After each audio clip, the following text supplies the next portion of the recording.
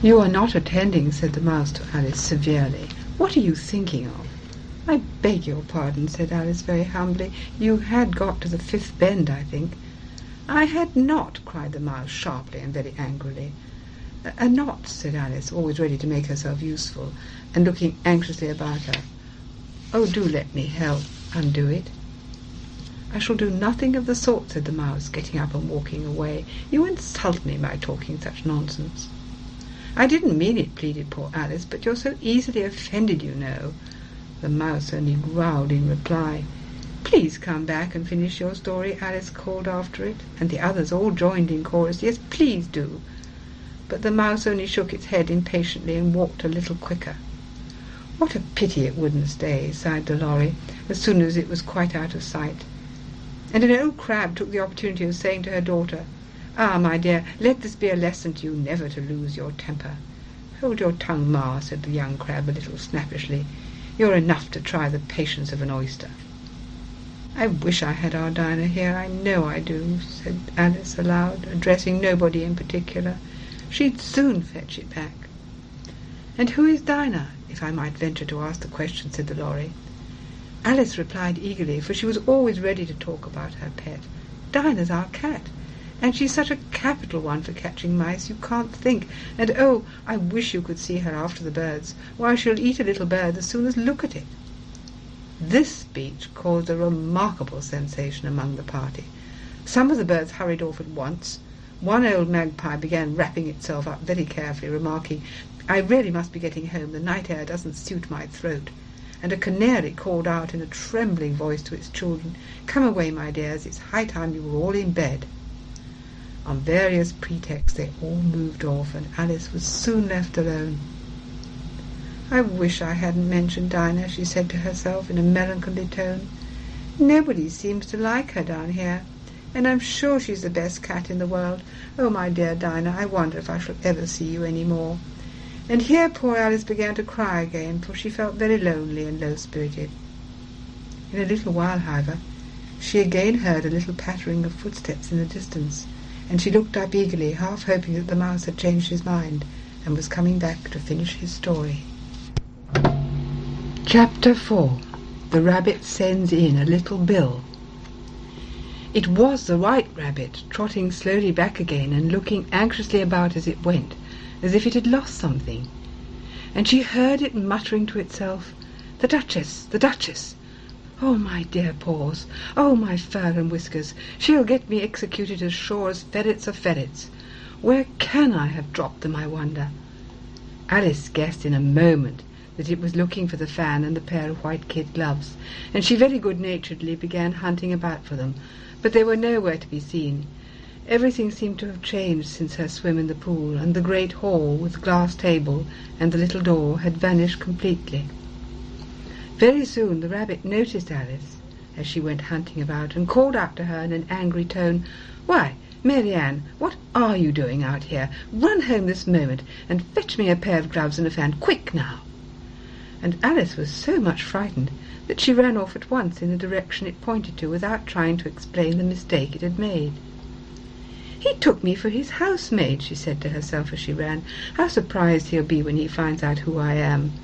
But I'd better take him his fan and gloves, that is, if I can find them."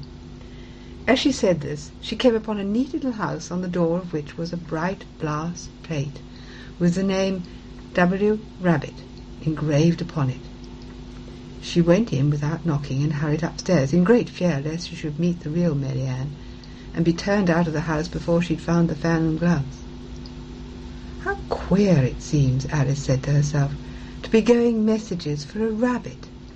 I suppose Dinah will be sending me on messages next." And she began fancying the sort of thing that would happen. "Miss Alice, come here directly and get ready for your walk." "Coming in a minute, nurse. But I've got to watch this mouse hole till Dinah comes back and see that the mouse doesn't get out.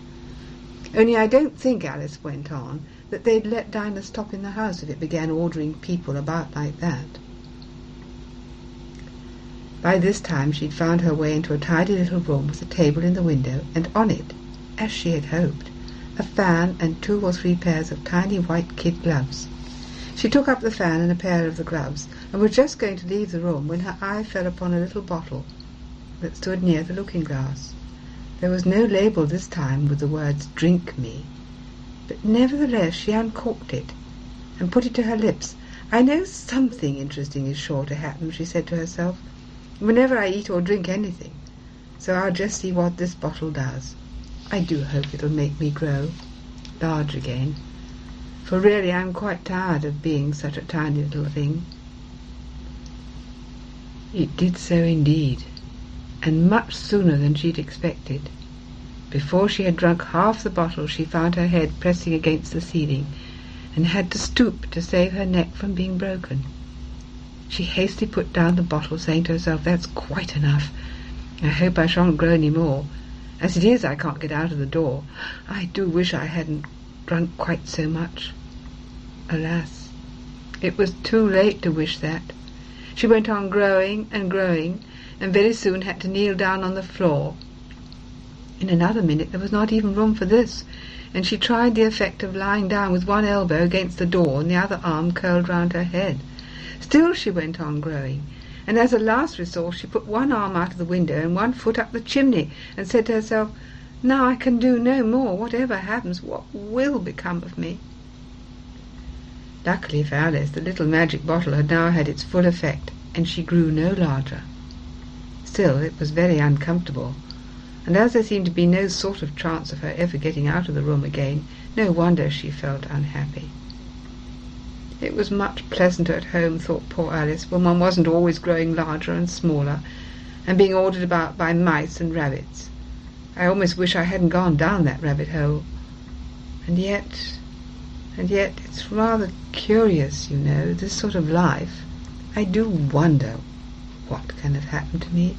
When I used to read fairy tales, I fancied that kind of thing never happened. And now, here I am in the middle of one. There ought to be a book written about me, that there ought, and when I grow up I'll write one. But I'm grown up now, she added in a sorrowful tone. At least there's no room to grow up any more here. But then, thought Alice, shall I never get any older than I am now? That'll be a comfort one way, never to be an old woman. But then, always to have lessons to learn. Oh, I shouldn't like that. Oh, you foolish Alice, she answered herself. How can you learn lessons in here? Why, there's hardly room for you, and no room at all for any lesson books. And so she went on, taking first one side and then the other, and making quite a conversation of it altogether. But after a few minutes she heard a voice outside and stopped to listen. "Mary-Ann, Mary-Ann," said the voice, "fetch me my gloves this minute." Then came a little pattering of feet on the stairs. Alice knew it was the rabbit coming to look for her, and she trembled till she shook the house, quite forgetting that she was now about 1,000 times as large as the rabbit, and had no reason to be afraid of it. Presently the rabbit came up to the door and tried to open it. But as the door opened inwards and Alice's elbow was pressed hard against it, that attempt proved a failure. Alice heard it say to itself, "Then I'll go round and get in at the window." "That you won't," thought Alice, and after waiting till she fancied she heard the rabbit just under the window, she suddenly spread out her hand and made a snatch in the air. She did not get hold of anything, but she heard a little shriek and a fall and a crash of broken glass, from which she concluded that it was just possible it had fallen into a cucumber frame or something of the sort. Next came an angry voice, the rabbit's. "Pat, Pat, where are you?" And then a voice she had never heard before.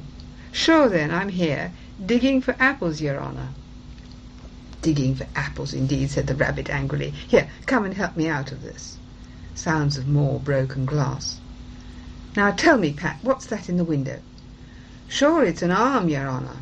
He pronounced it arm. "An arm, you goose? Who ever saw one that size? Why, it fills the whole window." "Sure it does, your honour, but it's an arm for all that." "Well, it's got no business there at any rate. Go and take it away." There was a long silence after this, and Alice could only hear whispers now and then, such as, "Sure, I don't like it, your honour, at all, at all." "Do as I tell you, you coward." And at last she spread out her hand again and made another snatch in the air. This time there were 2 little shrieks, and more sounds of broken glass. What a number of cucumber frames there must be, thought Alice. I wonder what they'll do next. As for putting me out of the window, I only wish they could. I'm sure I don't want to stay in here any longer.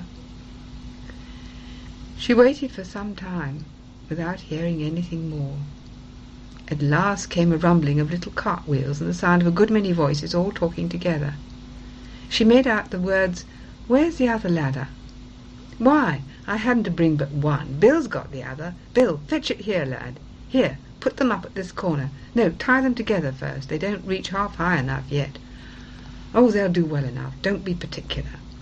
Here, Bill, catch hold of this rope. Will the roof bear? Mind that loose slate. Oh, it's coming down. Heads below." A loud crash. Now who did that? It was Bill, I fancy. "Who's to go down the chimney?" "Nay, I shan't. You do it." "That I won't, then. Bill's to go down." "Here, Bill, the master says you're to go down the chimney." "Oh, so Bill's got to come down the chimney, has he?" said Alice to herself. "Why, they seem to put everything upon Bill. I wouldn't be in Bill's place for a good deal. This fireplace is narrow, to be sure, but I think I can kick a little." She drew her foot as far down the chimney as she could and waited till she heard a little animal. She couldn't guess of what sort it was, scratching and scrambling about in the chimney close above her. Then, saying to herself, "This is Bill," she gave one sharp kick and waited to see what would happen next. The first thing she heard was the general chorus of "There goes Bill!" Then the rabbit's voice alone, "Catch him, you by the hedge!" Then silence, and then another confusion of voices. "Hold up his head! Brandy now! Don't choke him! How was it, old fellow? What happened to you? Tell us all about it!" Last came a little feeble, squeaking voice. "That's Bill," thought Alice. "Well, I hardly know. No more, thank you. I'm better now, but I'm a deal too flustered to tell you. All I know is something comes at me like a jack-in-the-box, and up I goes like a sky-rocket." "So you did, old fellow," said the others. "We must burn the house down," said the rabbit's voice, and Alice called out as loud as she could, "If you do, I'll set Dinah at you." There was a dead silence instantly, and Alice thought to herself, "I wonder what they will do next. If they had any sense, they'd take the roof off." After a minute or two they began moving about again, and Alice heard the rabbit say, "A barrowful will do, to begin with." A barrowful of what? thought Alice. But she had not long to doubt, for the next moment a shower of little pebbles came rattling in at the window, and some of them hit her in the face. "I'll put a stop to this," she said to herself, and shouted out, "You'd better not do that again," which produced another dead silence. Alice noticed with some surprise that the pebbles were all turning into little cakes as they lay on the floor, and a bright idea came into her head. "If I eat one of these cakes," she thought, "it's sure to make some change in my size, and as it can't possibly make me larger, it must make me smaller, I suppose." So she swallowed one of the cakes, and was delighted to find that she began shrinking directly. As soon as she was small enough to get through the door, she ran out of the house and found quite a crowd of little animals and birds waiting outside. The poor little lizard, Bill, was in the middle, being held up by two guinea pigs who were giving it something out of a bottle. They all made a rush at Alice the moment she appeared, but she ran off as hard as she could, and soon found herself safe in a thick wood. "The first thing I've got to do," said Alice to herself, as she wandered about in the wood, "is to grow to my right size again. And the second thing is to find my way into that lovely garden. I think that will be the best plan." It sounded an excellent plan, no doubt, and very neatly and simply arranged. The only difficulty was that she had not the smallest idea how to set about it, and while she was peering about anxiously among the trees, a little sharp bark just over her head made her look up in a great hurry. An enormous puppy was looking down at her with large round eyes and feebly stretching out one paw, trying to touch her. "Poor little thing," said Alice in a coaxing tone, and she tried hard to whistle to it, but she was terribly frightened all the time at the thought that it might be hungry, in which case it would be very likely to eat her up in spite of all her coaxing. Hardly knowing what she did, she picked up a little bit of stick and held it out to the puppy, whereupon the puppy jumped into the air off all its feet at once with a yelp of delight, and rushed at the stick and made believe to worry it. Then Alice dodged behind a great thistle to keep herself from being run over, and the moment she appeared on the other side, the puppy made another rush at the stick and tumbled head over heels in its hurry to get hold of it. Then Alice, thinking it was very like having a game of play with a cart horse and expecting every moment to be trampled under its feet, ran round the thistle again. Then the puppy began a series of short charges at the stick, running a very little way forwards each time and a long way back, and barking hoarsely all the while, till at last it sat down a good way off, panting, with its tongue hanging out of its mouth and its great eyes half shut. This seemed to Alice a good opportunity for making her escape, so she set off at once and ran till she was quite tired and out of breath, until the puppy's bark sounded quite faint in the distance.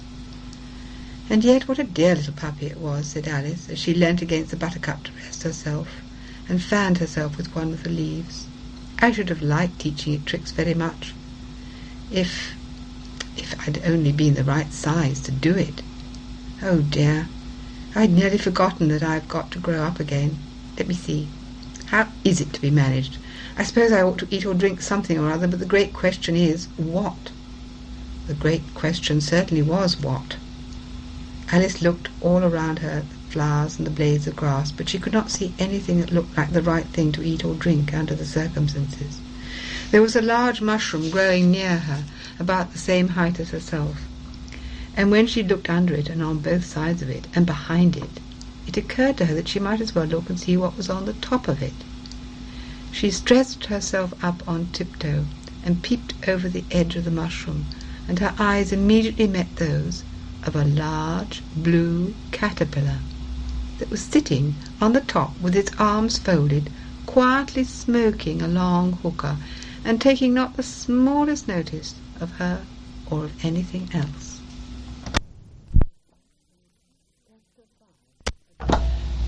Chapter 5. Advice from a Caterpillar. The caterpillar and Alice looked at each other for some time in silence. At last the caterpillar took the hookah out of its mouth and addressed her in a languid, sleepy voice. "Who are you?" said the caterpillar. This was not an encouraging opening for a conversation. Alice replied rather shyly, I hardly know, sir, just at present. At least I know who I was when I got up this morning, but I think I must have been changed several times since then." "What do you mean by that?" said the caterpillar sternly. "Explain yourself." "I can't explain myself, I'm afraid, sir," said Alice, "because I'm not myself, you see." "I don't see," said the caterpillar. "I'm afraid I can't put it more clearly," Alice replied very politely, "for I can't understand it myself to begin with, and being so many different sizes in a day is very confusing." "It isn't," said the caterpillar. "Well, perhaps you haven't found it so yet," said Alice. "But when you have to turn into a chrysalis, you will some day, you know, and then after that into a butterfly, I should think you'll feel it a little queer, won't you?" "Not a bit," said the caterpillar. "Well, perhaps your feelings may be different," said Alice. "All I know is it will feel very queer to me." "You," said the caterpillar contemptuously. "Who are you?" Which brought them back again to the beginning of the conversation. Alice felt a little irritated at the caterpillar's making such very short remarks, and she drew herself up and said very gravely, "I think you ought to tell me who you are first." "Why?" said the caterpillar. Here was another puzzling question, and as Alice could not think of any good reason, and as the caterpillar seemed to be in a very unpleasant state of mind, she turned away. "Come back," the caterpillar called after her.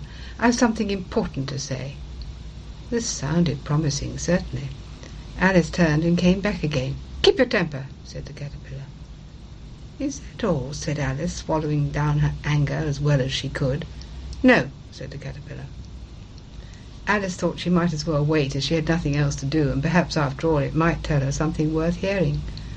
For some minutes it puffed away without speaking, but at last it unfolded its arms, took the hookah out of its mouth again, and said, "So you think you're changed, do you?"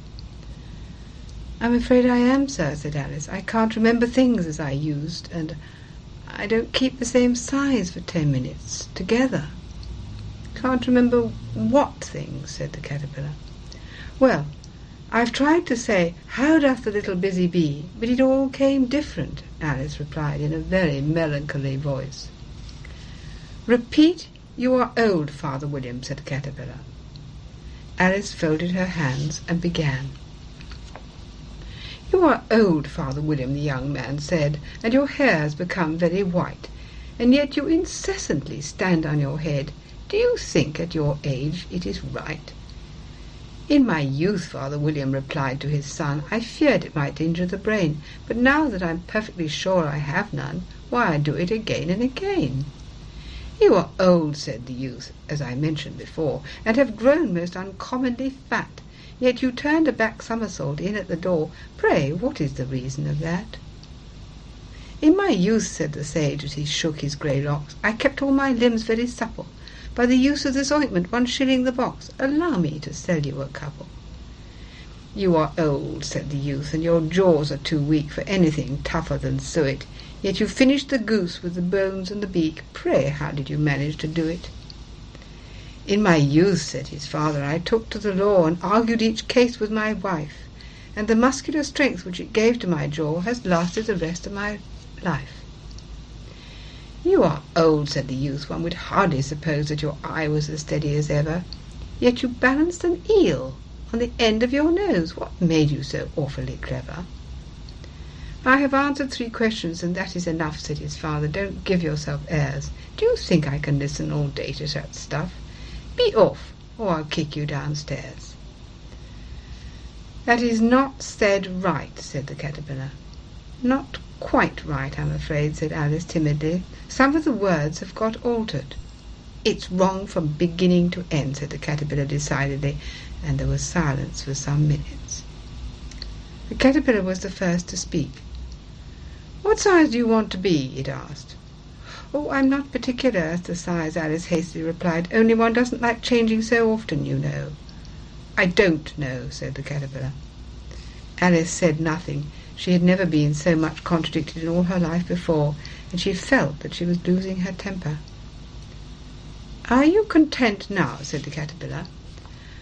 "Well, I should like to be a little larger, sir, if you wouldn't mind," said Alice. 3 inches is such a wretched height to be." "It is a very good height indeed," said the caterpillar angrily, rearing itself upright as it spoke. It was exactly 3 inches high. "But I'm not used to it," pleaded poor Alice in a piteous tone, and she thought to herself, "I wish the creatures wouldn't be so easily offended." "You'll get used to it in time," said the caterpillar, and it put the hooker into its mouth and began smoking it again. This time Alice waited patiently until it chose to speak again. In a minute or two the caterpillar took the hooker out of its mouth and yawned once or twice and shook itself. Then it got down off the mushroom and crawled away into the grass, merely remarking as it went, "One side will make you grow taller, and the other side will make you grow shorter." "One side of what? The other side of what?" thought Alice to herself. "Of the mushroom," said the caterpillar, just as if she had asked it aloud. In another moment it was out of sight. Alice remained looking thoughtfully at the mushroom for a minute, trying to make out which were the 2 sides of it, and as it was perfectly round she found this a very difficult question. However, at last she stretched her arms around it as far as they would go, and broke off a bit of the edge with each hand. "And now, which is which?" she said to herself, and nibbled a little of the right-hand bit to try the effect. The next moment she felt a violent blow underneath her chin. It had struck her foot. She was a good deal frightened by this very sudden change, but she felt there was no time to be lost, as she was shrinking rapidly. So she set to work at once to eat some of the other bit. Her chin was pressed so closely against her foot that there was hardly room to open her mouth, but she did it at last, and managed to swallow a morsel of the left-hand bit. "Come, my head's free at last," said Alice, in a tone of delight, which changed into alarm in another moment when she found that her shoulders were nowhere to be found. All she could see when she looked down was an immense length of neck which seemed to rise like a stalk out of a sea of green leaves that lay far below her. "What can all that green stuff be?" said Alice. "And where have my shoulders got to? And oh, my poor hands, how is it I can't see you?" She was moving them about as she spoke, but no result seemed to follow, except a little shaking among the distant green leaves.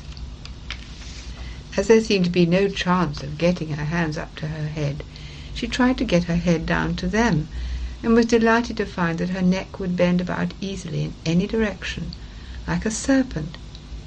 She had just succeeded in curving it down into a graceful zigzag, and was going to dive in among the leaves, which she found to be nothing but the tops of the trees under which she had been wandering, when a sharp hiss made her draw back in a hurry. A large pigeon had flown into her face and was beating her violently with its wings. "Serpent!" screamed the pigeon. "I'm not a serpent," said Alice indignantly. "Let me alone." "Serpent, I say again," repeated the pigeon, but in a more subdued tone, and added with a kind of sob, "I've tried every way, and nothing seems to suit them." "I haven't the least idea what you're talking about," said Alice. "I've tried the roots of trees, I've tried banks, and I've tried hedges," the pigeon went on without attending to her. "But those serpents, there's no pleasing them."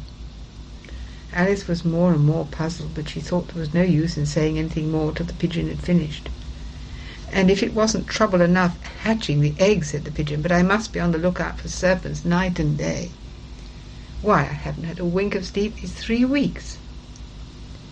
"I'm very sorry you've been annoyed," said Alice, who was beginning to see its meanings. "And just as I'd taken the highest tree in the wood," continued the pigeon, raising its voice to a shriek, "and just as I was thinking I should be free of them at last, they must needs come wriggling down from the sky. Ugh, serpent!"